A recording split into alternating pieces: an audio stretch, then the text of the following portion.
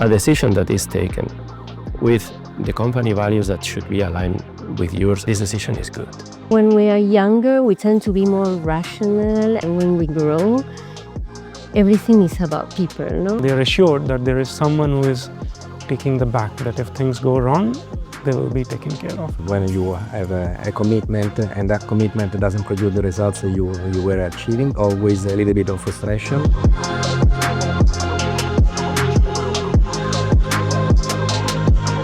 So maybe you want to introduce yourselves a bit so that we get to know each other a bit. So Salil.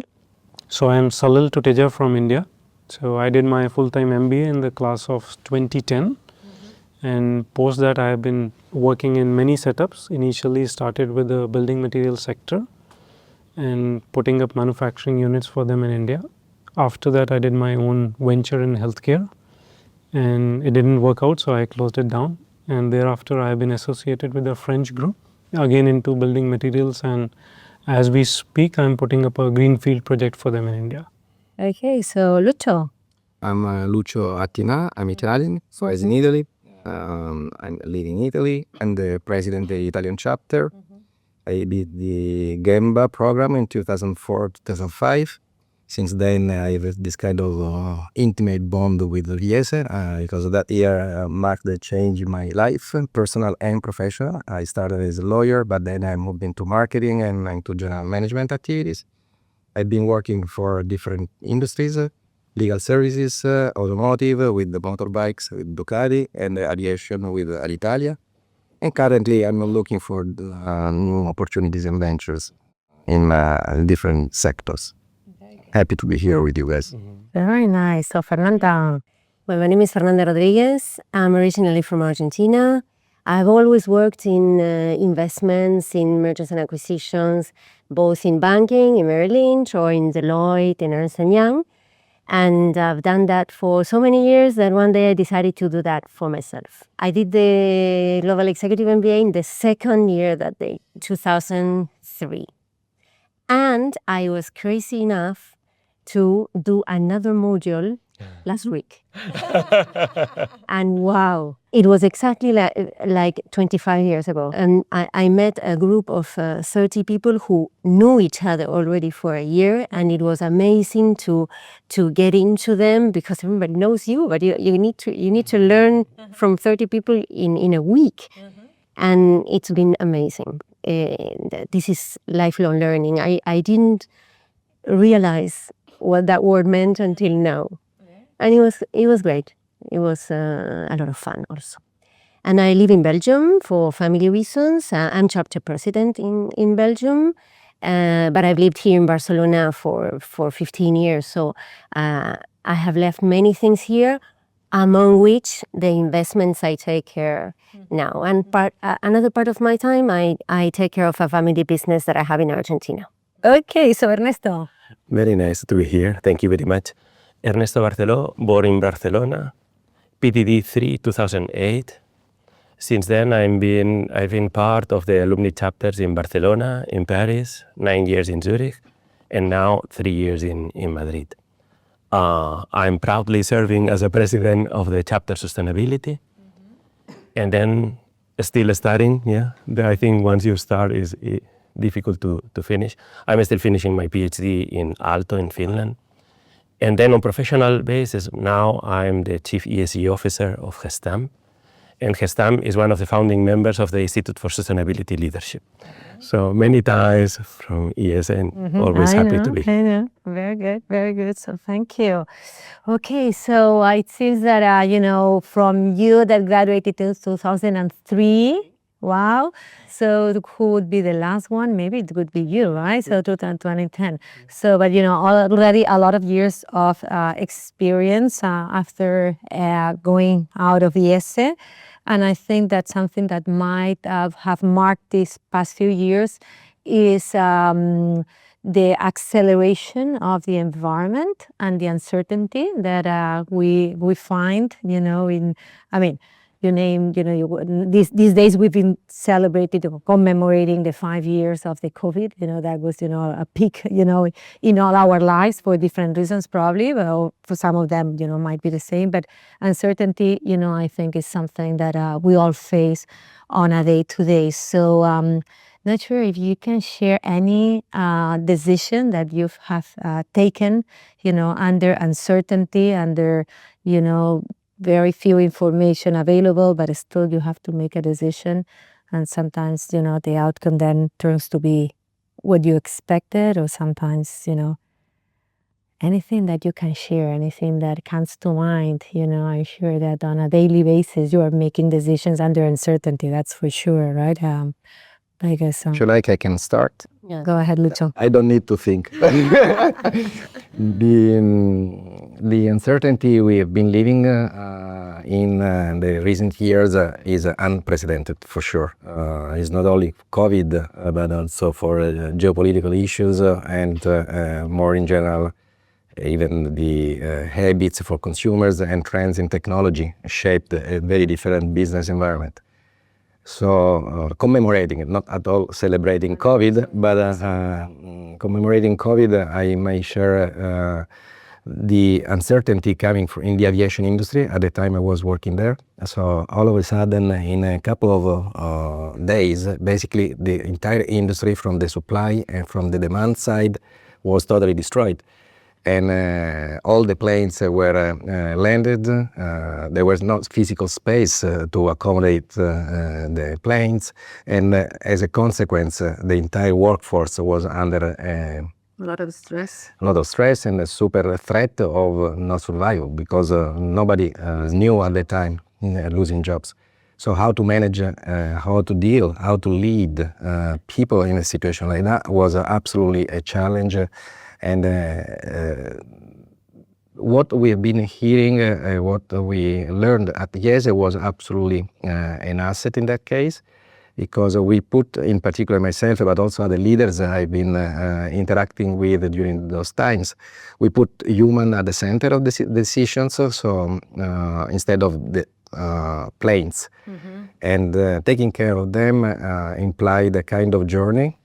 First of all, assessing our feelings, our own feelings. It was like I use always the image of oxygen mask coming out of the plane when you are struggling, because if you don't protect yourself, you cannot protect or helping others. Mm-hmm. And this is what I did on a personal level. And at a professional level, for instance, cash was the first cash to make the company surviving. Mm-hmm. Was the first question to take care of. Then after the first managing of assessing our feelings, managing the How journey. did you assess those feelings at that time? I breathed a lot. I breathed a lot. I thought that I always kept alive the hope that this was going to finish sooner or later, but we need to pass through it together. So I remember I made 200 phone calls to my people, each of them entering into their home, understanding what was the situation of working remotely, what was the new challenge for moms, for fathers, for uncles. And that was super well appreciated by people, because they felt themselves treated as humans rather than just professionals or colleagues or working professional. After that was hands in hands a journey, and we extended this kind of care to our clients, to our customers, to our portfolio suppliers, and that eventually helped a lot to come up all together, because we remember that alone nobody would have survived that. Mm-hmm. But I will stop here to not. Thank you very much, Lucio. Very inspiring story. Being Italian, you know a lot how to talk to 100 people, that you said, no? Because he said, I talked to 100 people. 200. He said 200. 200 phone calls, but maybe being Indian inspired helped us a lot also, because of the importance given to soul of people, not only to the mind. Talk to the heart of people, not only to the mind, not to the ears, but to the heart. Yeah. Very nice. So anyone... Well, it's true that when we are younger, we tend to be more rational and to work, execute, and so on. And when we grow, everything is about people, no? Everything is about not, I wouldn't say convincing people, but making the other people understand that this is the way, no? And what Lucho says is super important. It takes time, but it's the only way to talk to 200 people. And one experience I thought when you said, but I wanted to hear Lucio before, was very recent. We have a company that is on the biodevelopment of molecules, like, for example, the lab in Bilbao, they develop biorepellents for mosquitoes, creams or things that are not toxic. So we try to go a bit ahead on sustainability and on better products for it. And we have developed last year something related to biopesticides in the US. To give an example, just an example. We had a round of financing going on, a lot of people working on it, and suddenly there was almost closed, and it was in November last year. And in November last year, everything changed for the US economy. But it was the only place where this could be rolled out, this kind of biopesticide, because in Europe it was not possible. And we had to sit down with the board and decide, what do? We are stopped here because of some regulation that comes to our heads. So it took us 4 months until last week, talking to people. And here I have to say, and it's the truth, that IESE helped me a lot, because what I didn't call 200 people, but I sat down and I said, okay, who do I know that can give me an advice? Because I'm alone, What do? We stop, we look for other financing, we continue with the project at a minimum. What do? We were meeting every month with the board saying, guys, we have to take a decision. And we are answered, we have no idea what will happen. And then, agenda, I called 4 people. And the great thing about IESE is that you send a message to someone. It doesn't have to be a WhatsApp. It doesn't have to be an email. It can be a LinkedIn. In a space of 24 hours, you get an answer. And say, when you want to talk. And they don't even know what I'm going to ask. Maybe I'm going to ask for work. I don't know. No. So you talk an hour with this person. And this is great. And maybe they don't know you very well.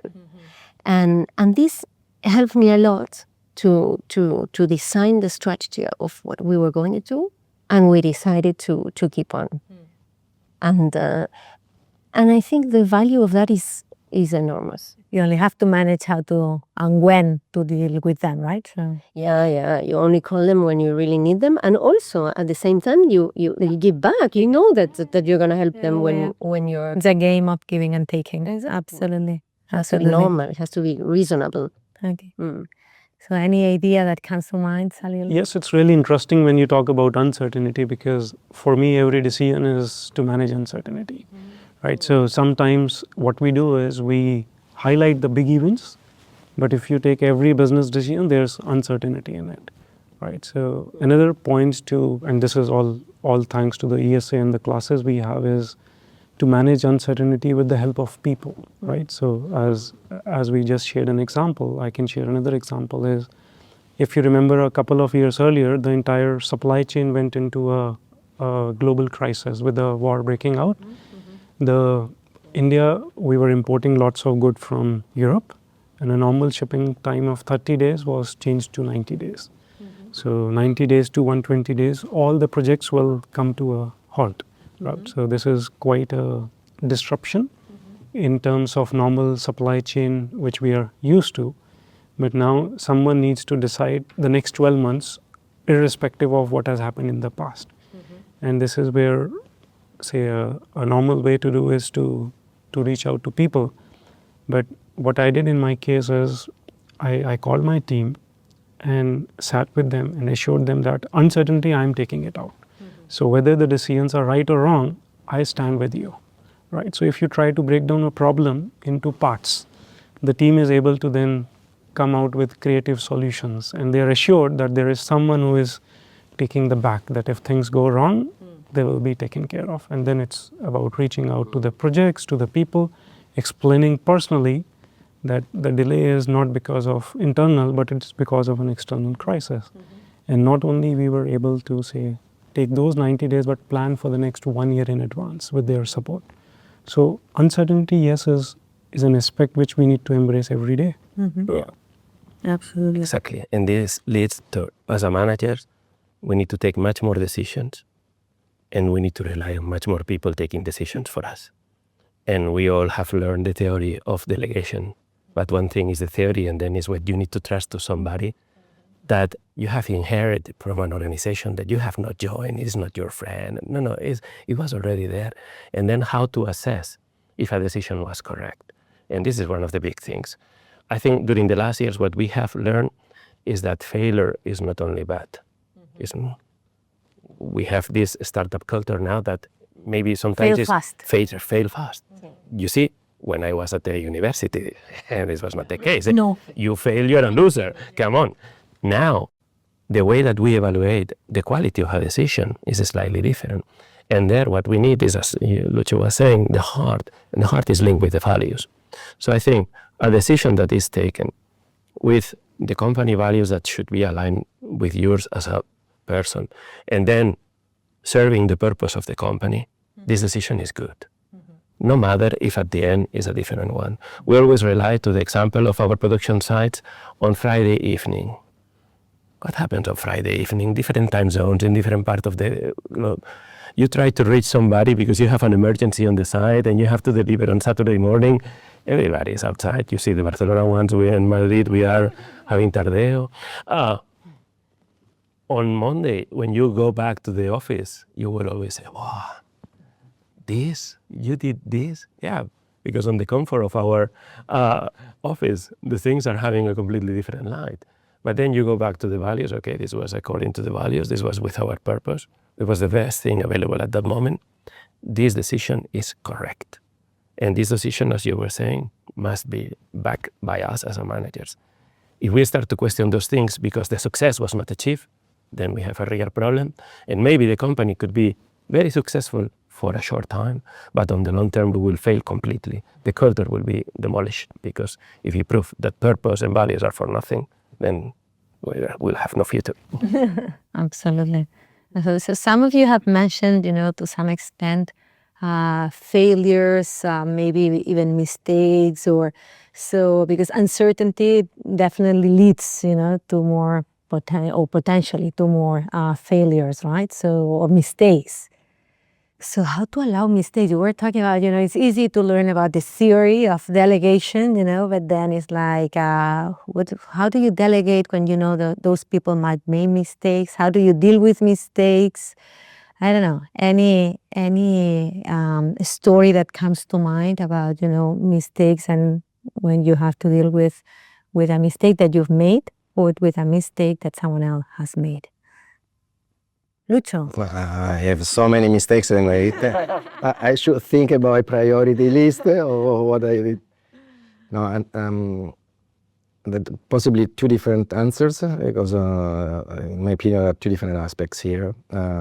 Dealing with uncertainty doesn't necessarily lead to mistakes because mistakes may be assessed once you did something. You made a decision and afterwards it's not possibly wise to assess what you did at that time and then you took with decision. Different information, right? So instead of a mistake, I would say a bad choice or a choice based on information you had at the time, on the view you had at the time, or the angle the perspective you had at the time.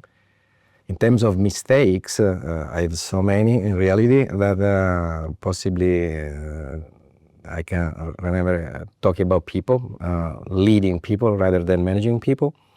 I can recall one of the mistakes I really, truly still believe it was a mistake when two of my first line collaborators, I wasn't there during that meeting, but they started under pressure to insult each other on a personal level as well, but I wasn't there. So I was reported afterwards. So instead of taking the situation frontally, I would say, I prefer to let the dust setting and wait because they knew each other since a very long time. So definitely was not a personal confrontation, it was a professional pressure that transformed themselves into someone different. But that was a mistake because sometimes dealing with people, dealing with uncertainty requires a strong attitude to stand up and being sometimes very brutal. Say, facing the reality and say, guys, this is unacceptable, and not necessarily giving one reason to the other one, but simply talking openly with all of them and explaining to the rest of the organization why this happened, what we could learn from that one. That was a mistake because I relied more on their own maturity. The two, there was one lady and one man, and they knew each other. So I hoped, I delegated to them the resolution of the case, but it was not the right decision afterwards. You realized you could have done something different. I should have done something differently. Very nice. Anyone else? I can share an interesting story or an example is because failures and decisions are very closely connected, and especially when if you do an initiative, you become emotionally involved, right? So it's always easy to look back like a case, but it's always not easy when you are there right in the thick of the business decisions to see whether you are going right or wrong. So we were growing very well in India and we started thinking about diversifying. So there was a segment of business where we thought it's good to diversify. So it was a good idea liked by everyone. So I went ahead with diversification. It was an initiative which I personally took, and the opportunity was few million euros. So we hired the team, we mobilized everything, we introduced the new product range in India, made the setup, everything was good from day zero. 1 year went by, the activities were really increased, but the results were missing. So now you are 1 year into the business where you are expecting a multi-million euro turnover, but the results are not in line with what you anticipated, and also it's eating out resources from your main business which is doing well, right? So this is where it's very easy to push ahead, let's go because it's my initiative. But what I learned is, okay, let's take a break, step back. And what I generally do is every year spend some days alone thinking about what's going right, what's not going right, list it down, and then emotions are on the side. So coming back, I came out with the next decision that it's not a good idea to push it anymore. So close it down.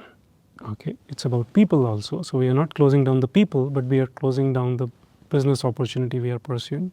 Reallocate the people into a niche of the business initiative we were doing. And then everyone follows that. So this is of course a failure, but then if you pursue the right decision a few years later, if we talk about the same decision today, the niche we pursued is 3 times the niche it used to be and much more profitable than the overall business it could have been. So the learning from this is sometimes you get emotionally involved. So it's very important to once in a while do a checklist.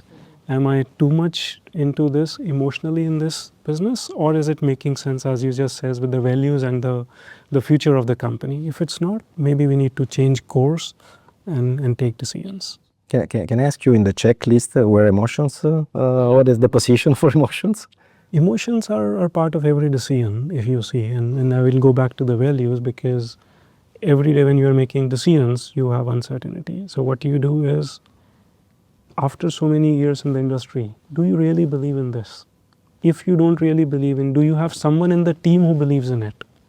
You have to support someone who will be the firefighter and who will take the initiative to the conclusion. If the belief is missing from inside, it's never going to work out. For me, half-hearted attempts never result into the completion of the race. Because it's this person who will have the will to put the project forward, no, and to finish it. If it works, if it ever works, he will do it, no. But why don't you take this kind of what you call failure as a learning point for the people who led this project, and you had to close it? Don't you find so many learning points in that? I always try to do that, try to find the positive side in what you did wrong, no? It has to have one. There are many learning side of this for sure. So the business I am talking about was a carve out, or you can call it a pivot in today's term from this. But the idea was initially to go into, let's say, 20 product lines, but finally it went into 2. So that the channel or route to the market remains the same, but your niche is defined on what you do. Yeah. So the other way is to continue in the same direction by putting more money, more resources, or to little bit focus on profitability. We all are under pressure always for profitability, is to take a different path. The end result is uncertainty always. I think that emotions will always be there, but we all have learned techniques on how to put emotions aside for a while. Being an engineer that has moved, thanks to the IESE, to the C-suite, it helps me a lot to stay on the basics sometimes.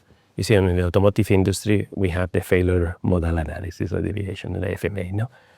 You try to prevent everything that can fail, because we engineers, we dream on an organization that will follow perfectly without anything, and that we will deliver quality on every part that we produce. This is the dream. Then comes the reality, and then we have a non-conformity. And then we have several techniques that allows us to put emotion aside and try to extract all the value that goes together with this failure that has happened. Then we move to the C-suite, and then we are forced to now include also risks for climate change and so on. The only thing that we know is that even if we will put all the science and all our brains, we will fail. So we will try to identify all the risks, but we will fail. So this is one failure that we need to accept. We will fail. Nobody is able to predict everything that can happen and so on. So we will fail on our mechanism to protect against failure. But then once this failure will come, we need to go back to all those techniques. Because if not, it looks at the C-suite, the level of the decision is more based on experience and high, deep knowledge and a lot of feelings, but less technique. So go back to the techniques and then put feelings aside, develop this thing, and then try to learn, because the reality is that on those failures, there is a lot of value embedded, and we need to extract all this. If not, this will be a double failure. That happened, and that we have not taken this as an opportunity. Can you share any of the failures that you've experienced yourself or that you've made? Like Lucho, we are too many to. Only one. No. Strategic decisions that we were convinced, and then was not delivering. And then one of the learning points has been, maybe it was not the time. Maybe it was too early, or maybe it was too late. But you see, if you start your analysis saying, oh, this is a failure, next. No. Why is this a failure? Because if it was too late, it's too late, and then better to forget as soon as possible. If it was too early, maybe it's good to take different planning and different approach. So in that respect, yeah, what we consider always is what we have learned from this. If not, it's for nothing. Salil, aligned with this, I know that you started your own venture. Yes. And then you stayed there for 1 year and then decided to give up and move somewhere else. Would you consider that a mistake? Was it a learning opportunity? So how do you look back into that? This was the best thing I ever did in my life, and I would do it all over again if given a chance. So, see, as we are talking for the number of examples, is the results are later, right? But the effort is in our hands. So in 2014 or end of 13, we decided to go into telemedicine. In a country like India, where healthcare is still limited. So we thought it's an excellent idea to make healthcare accessible through the telecommunication. 4G was being rolled out. It was still not there in the country. So we are talking about 10 years earlier when the network is not stable. We're coming out believing the network will become stable and the healthcare will pick up in the country.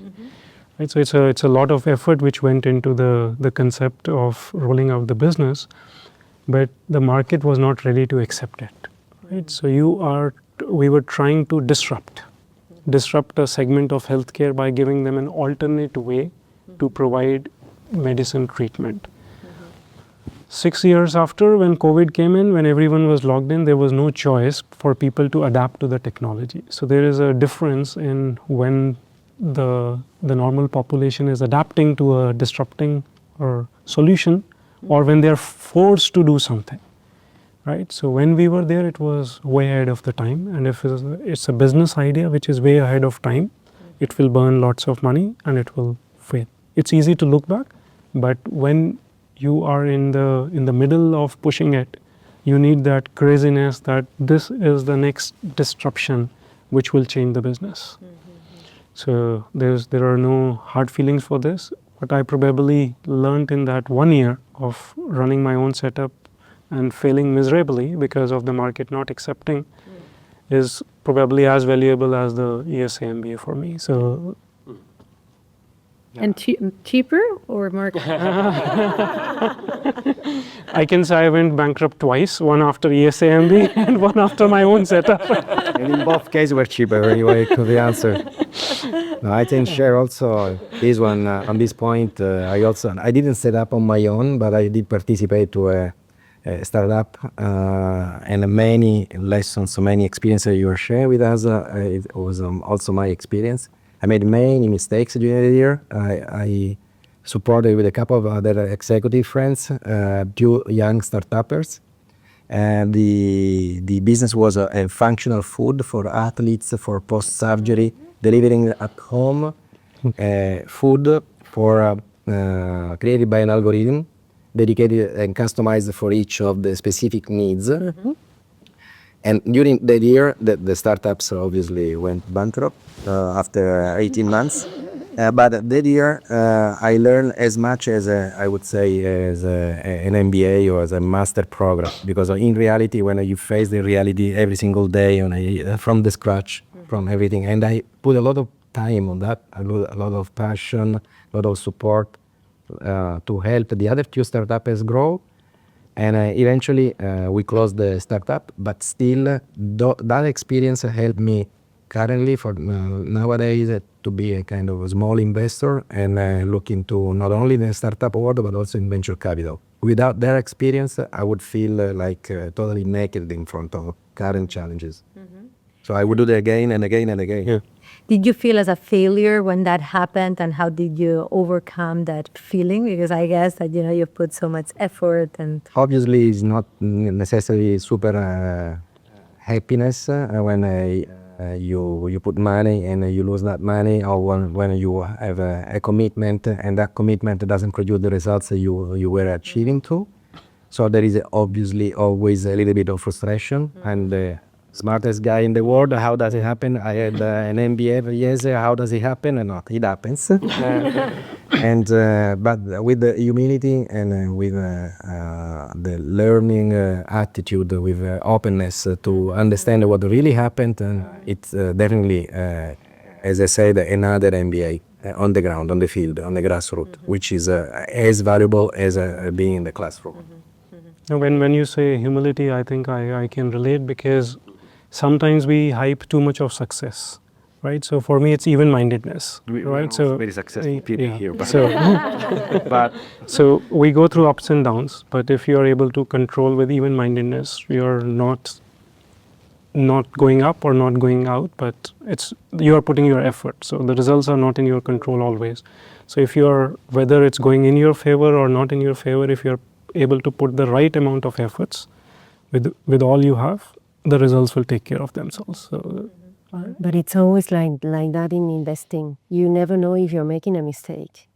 And we invested in a company just after the Gemba, with a couple of Gembas, and we invested in year 1, let's say. It was not a startup, it was a 10-year company, already consolidated, with a positive everything. And the idea was to go this way. Hire a COO, sell in these countries, and so on. We wait for 3-4 years, another round of financing. What did you do with the money? I failed. And it's not really that. It's the work continues, and you need to refinance, and you need to reimagine that company because it has gone a little bit off strategy. Did you make a mistake? Probably it's not a mistake. It's that you need to adapt in the way that you invest, no? And I always think of that when they ask for a second round. I always think we failed. But in this case, for example, we had a second round, and it was a programming company, like a SharePoint-based software that communicated people in companies. And when the COVID approached, everybody wanted to be online. And it was a success, but it made us suffer for 8 years, more or less, thinking that we were making a mistake. Yeah. Exactly. Difficult also to know when to back up, right? So when to stop it. Stop throwing money. Yeah, stop throwing money into. Yeah, exactly. No, for this humility is one of the things that we need to stop here now or not. But then it doesn't make the thing easy. In our company at Gestam, circular economy is one of the pillars of activity. And now I say this and everybody says, yeah, what is circular economy? No, yeah. On our research team in Alto, we started with circularity some years ago. I'm having an age, no? And then in 2020, we decided it's time to publish the first paper. And you know the academical arena and how it works. Circular economy. We were to technical magazines, it was too economy for technical. And we were too economy, it was too technical for economy. 5 rejections. Suggestions from the reviewers of the paper, cut this into parts, this is a paper that will never fly, Yeah, at the end it got published. Now there are much more publications on this topic than any other topic on sustainability. So that's why, you need to understand when you are too early, when the decision is good, or when the reality is bigger than you and you will never succeed. No? And this is super easy to say, but it's the most challenging part. Should I jump, or I'm right on my decision? And this is where the whole thing goes tricky. And you are alone in that. In this moment, there is nobody that could. You can always call us. That's basically why you're presidents of different chapters, so that you can call each other. So getting to the end, but so we are in an environment. We've talked a lot about uncertainty, and being alone to make decisions, but something that also marks this time is AI, working remotely, working in different time zones, working, which makes, I don't know if it's more challenging, but at least it's changed the way we interact face to face. Here at IESE, we like bringing our students, to the class. We like bringing, our alumni to campus. But still, so in companies, it's more challenging to get those human connections than it was before, right? So any tip, that you use, to still get to know, your people, be close to them, make sure that you get to understand what is that they need from you.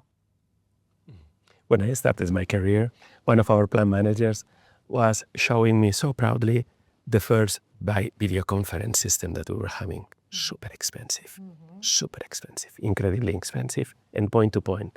We were able to connect 3 production sites here in Spain, remotely. And he was convinced, with this, you will see, in your generation, you will not need to travel, you will not need to visit anybody because everything will be remote. Some years ago, after, no? The reality is that, we have all this and we travel more than ever.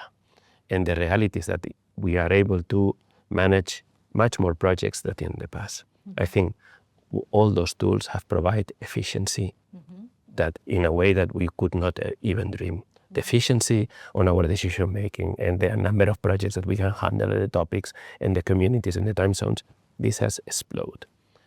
Maybe this is a reaction to the scenario that we are facing in uncertainty, as you were saying.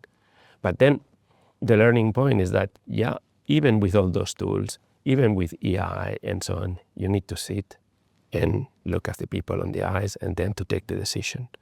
AI will help us a lot to forecast and to define potential scenarios, but the decision between two scenarios, better not to give to an AI. It is better to sit with people that you can rely on. See, there's another way of looking at it is, of course, we need to take decisions, but when we talk about technology and changes, there is a way to adapt, right? So if you drill down this over the last 30 years, there have been different tools, right? Email used not to be a common channel, email came.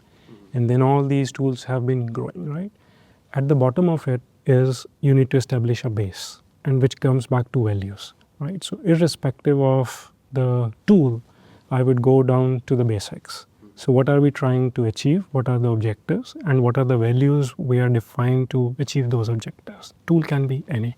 It can be video, it can be person to person, but if you are very clear in establishing this and communicating this, then I think we are adaptable with the change in technology. It is. I think it's important to be also face to face because it generates trust. And when you build trust in an organization, when you go away in your countries, you are more responsible because you told this person you were going to do this. You told you were going to reach this objective. If you only meet face to face, like we're doing it now, this trust is not so strong. That's my humble opinion. Okay. Okay. That was a necessity back again in COVID or even before for a multi-country organization to get closer in a way or another during a year. But I guess that culture matters a little bit here. As Italians, for instance, empathy is a piece of the leadership toolkit. And that's very hard to build up empathy through a video, a screen only. So if you have a basis on which you can build on, it's like for us, we meet twice a year. We tend to meet twice a year, and obviously it's always memorable. In particular, if I look to some of these guys at the table, Very intensive. very intense. But based on that specific moments, those specific memorable moments, sharing ideas like now or sharing drinks like tonight, that is the necessary basis to build on a distant and remote relationship. Without that, it would be much harder because it means like the nuances, the tonality, the blink of an eye. What does it really mean, this one? Why is saying so and so? So for me, it's necessary to have human and physical meetings, opportunity to meet each other, to build up on trust, and based on that to go on and on. Artificial intelligence, I'm looking forward to artificial emotional intelligence because this is something that sooner or later will come into place, even with the machines, with all the technology. I'm not an engineer, possibly I'm the only one at the table not being an engineer, so I need to raise this point. Technology is always a mean, it's not the final destination, no? And until when machines will not replace our emotions, I guess there is a huge opportunity for human beings, and human beings need to stay in contact even physically from time to time. Yeah. Very good. Good. So I think we've already touched a lot of points. So thank you very much. It's been very inspiring talking about failures from which we can learn. Humility as a key dimension, that allows us to learn from those failures, making decisions in these uncertain times in which definitely we have to rely on our instinct, on our experience, but also on other people, and knowing that sometimes that will come out as a good outcome, or sometimes, we will have to face, how to solve it and not keep on throwing money and time into bad projects. Sometimes that's also something that we have to learn as we move on in our careers. Thank you very much for being here again, and thank you very much for being so committed to IESE. Thank you very much. Thank you. It's a pleasure.